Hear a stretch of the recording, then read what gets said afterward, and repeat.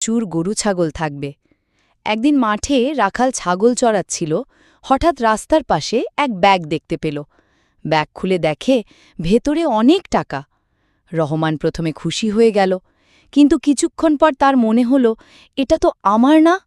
সে সিদ্ধান্ত নিল টাকাটা গ্রামের চেয়ারম্যানের কাছে জমা দেবে।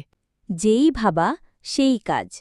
রহমান তৎক্ষণে গ্রামের চেয়ারম্যানের বাড়িদিকে রওনা দিল। চেয়ারম্যান সাব, আমি রাস্তার পাশে এই ব্যাগটি কুড়িয়ে পেয়েছি।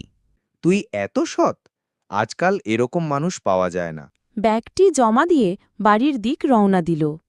কয়েকদিন পর খবর এলো ব্যাগটা এক বড় ব্যবসায়ীর ছিল। ব্যবসায়ী রহমানকে পুরস্কার দিল অনেক টাকা দিয়ে। রহমান সেই টাকায় গরু কিনল। ধীরে ধীরে সে গ্রামের সবচেয়ে বড় গরুর খামারি হয়ে গেল। রহমান প্রমাণ করল সততা থাকলে ভাগ্যও একদিন বদলে যায়।